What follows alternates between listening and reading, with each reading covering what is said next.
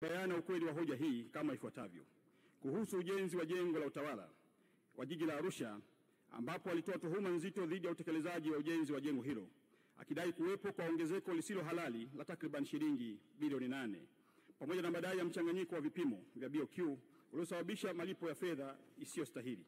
Mheshimiwa Spika, mradi wa jengo la utawala ulianza mwaka 2019. Wakati huo Mheshimiwa Mrisho Gambo akiwa mkuu wa mkoa wa Arusha kama msimamizi mkuu. Ujenzi ulifanyika kwa njia ya force account na baadaye ukahama kutoka force account na kuingia kwa mkandarasi. Akapatikana mkandarasi mshauri ambaye akasaidia kupatikana kwa mkandarasi wa ujenzi Mheshimiwa Mrisho Gambo akiwa mbunge. Hii yote ilitokana na malumbano yaliyokuwepo kati ya Mheshimiwa mbunge na baraza la madiwani na aliyekuwa mkuu wa mkoa wakati huo, Mheshimiwa John Mongera. Malumbano hayo yalipelekea mradi kusimama kwa muda mrefu mpaka mwaka 2023 baada ya Mheshimiwa Waziri Mkuu kuingilia kati na baadhi ya watumishi kushtakiwa. Kamati ya fedha, mbunge alikuwa ni mjumbe wa kamati ya fedha wakati huo, hakushiriki kikao husika kwa ruhusa, lakini posho alichukua. Hii ilikuwa ni mwaka 2023. Ikampa mkandarasi ndugu Tribe Construction, lakini hakuweza kuendelea na kazi tena. Ikatokea malumbano baina ya mkandarasi na kazi ikaanza tena upya mwezi wa 4 mwaka 2024 na kuomba kulipwa malipo ya awali. Ndiyo jengo likaanza kujengwa na sasa lipo ghorofa ya 6. Mpaka sasa, Mheshimiwa Spika, mkandarasi amekwisha lipwa hati 2 pamoja na malipo ya awali.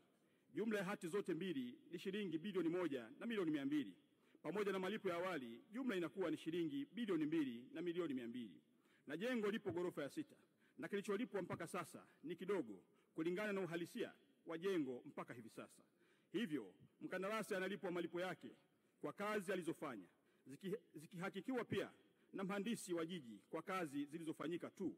Mheshimiwa Spika, kwa ujenzi unaofanywa na mkandarasi mshauri huandaa hati ya malipo kulingana na kazi iliyofanyika.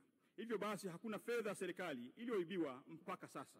Nasisitiza, hakuna fedha ya serikali iliyoibiwa mpaka sasa. Mheshimiwa Spika, kwa kuzingatia dhamira ya dhati ya kulinda fedha za umma, tuhuma zilizotolewa na Mheshimiwa Gambo zimechunguzwa. Niliagiza pia kufanyika kwa uchunguzi wa kina. Uchunguzi huo ulibaini hitilafu za kiufundi zilizojitokeza katika uingizaji wa taarifa kwenye mfumo wa ununuzi wa umma, yani NeST, ambao vizio vya vipimo vilichanganywa kama ifuatavyo. Katika uchunguzi uliofanyika, kilichoonekana ni vizio vya vipimo, yani unit of measurement, kuchanganywa katika vipengele viwili wakati wa kuingiza kwenye mfumo wa ununuzi wa umma, yani NeST, ni kama ifuatavyo. Kipengele cha zege la sakafu la chini kwa unene wa milimita 200 ilikadiriwa kuwa mita za mraba 1128 kama ilivyoonyeshwa kwenye BOQ ya mhandisi mshauri. Hata hivyo, wakati wa kupandisha kipengele hicho kwenye mfumo wa manunuzi, yani NeST, kipengele hicho kilipandishwa kama mita za ujazo 1128. 2. Kipengele cha zege la sakafu la juu kiliainishwa kuwa ni mita za mraba 7034 kama ilivyoonyeshwa katika BOQ ya mhandisi mshauri.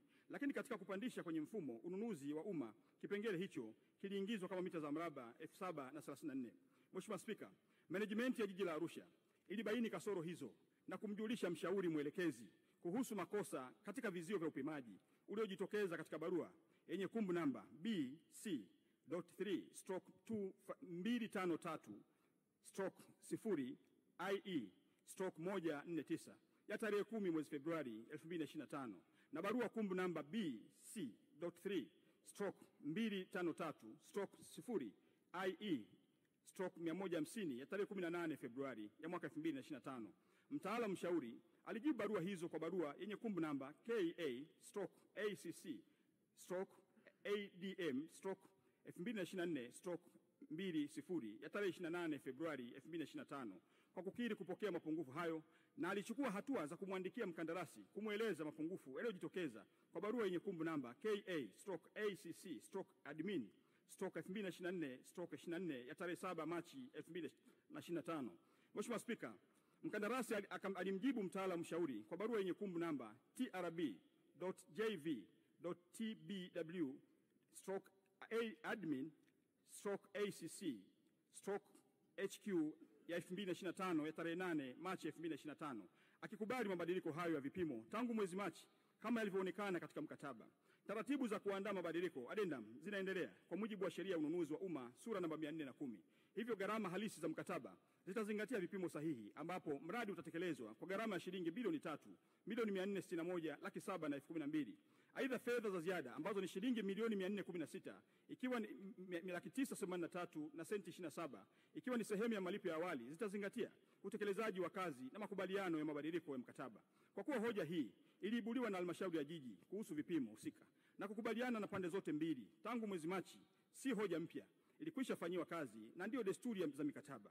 Hoja hii inasimamiwa na Mheshimiwa Mkuu wa Mkoa na TAKUKURU wanaifanyia kazi kujiridhisha tangu mwezi Machi 2025, na muda wowote addendum itasainiwa na mkandarasi yupo eneo la mradi mpaka jengo litakapokamilika. Mheshimiwa Spika, haya si matamko tu, ni matendo yaliyokwisha fanyika. Kuibua hoja ambazo zimekwisha fanyiwa kazi kwa makusudi na mamlaka husika au zipo kwenye mchakato ni sawa na kusisitiza kuwa serikali ni kipofu na bubu. Rais wa Jamhuri ya Muungano wa Tanzania serikali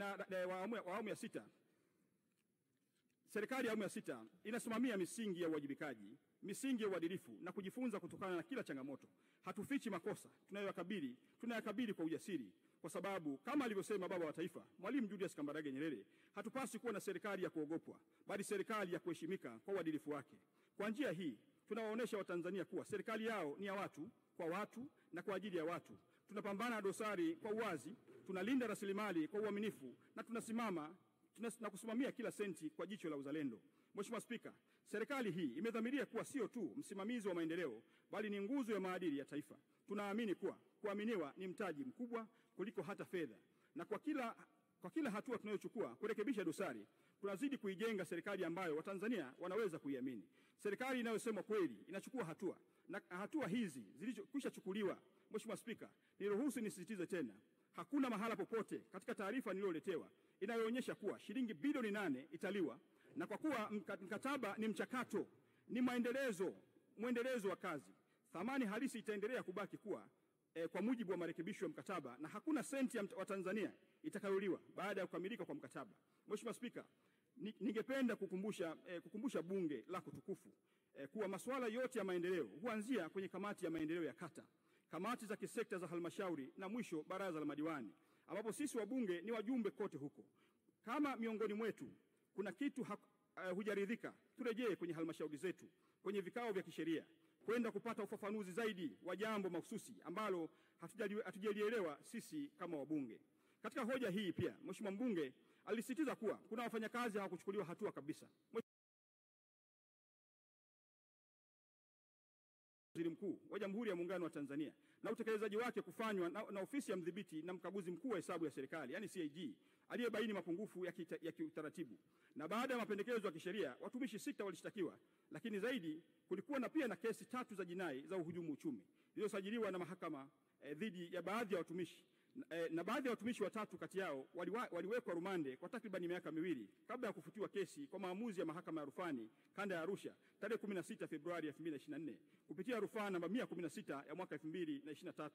Kesi nyingine ziliondolewa na mahakama kwa mujibu wa kifungu cha 91 kifungu kidogo cha kwanza cha sheria ya mwenendo wa jinai sura ya 20.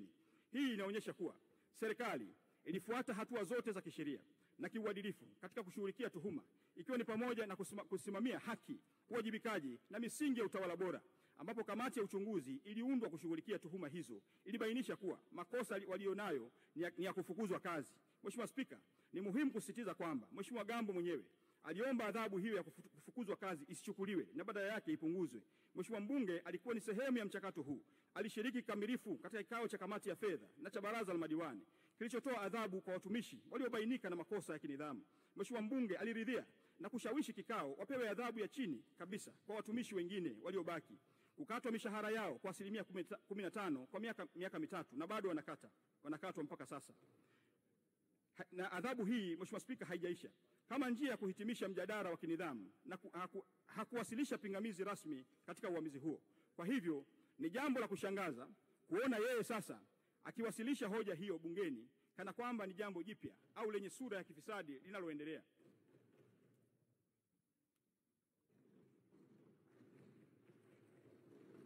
Kuhusu ujenzi wa soko la machinga. Mheshimiwa Spika, kuhusu ujenzi wa soko la machinga, kiacha shilingi milioni 500 kutotumika hadi sasa.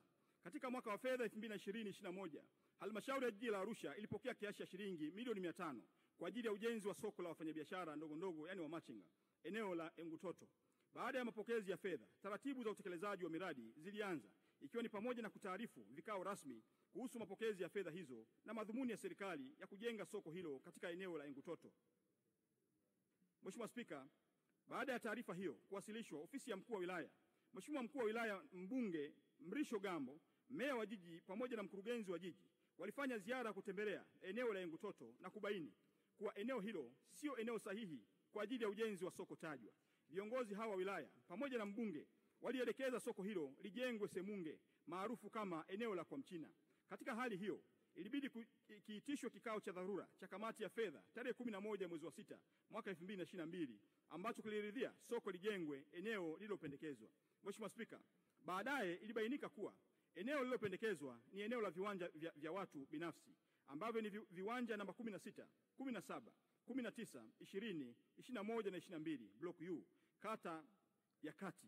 Hivyo haliwezi kutumika kwa ajili ya ujenzi wa soko. Tarehe 1 mwezi wa 7 2022 kikao cha kamati ya fedha cha dharura kiliitishwa na iliazimiwa soko hilo lijengwe eneo Engutoto kwa kuwa hapakuwa na eneo jingine linaloweza kujengwa soko hilo. Katika kuendelea kutafuta eneo kwa ajili ya kujenga soko hilo, kilifanyika kikao cha tarehe 7 mwezi wa 3 2024 na walipendekeza maeneo matatu kama ifuatavyo: eneo la pembeni ya dampo, eneo la Intel na eneo la Bondeni City. Mheshimiwa Spika, kikao kingine kilifanyika tarehe 30 mwezi wa 1 2025 kati ya wataalamu wa halmashauri na uongozi wa wafanyabiashara wadogo wilaya, yani Shiuma, na kukubaliana kuwa soko lijengwe Bondeni City kwa kuwa mradi wa tactic wa ujenzi wa stendi kuu ya mabasi umeanza kwa kuanza na barabara.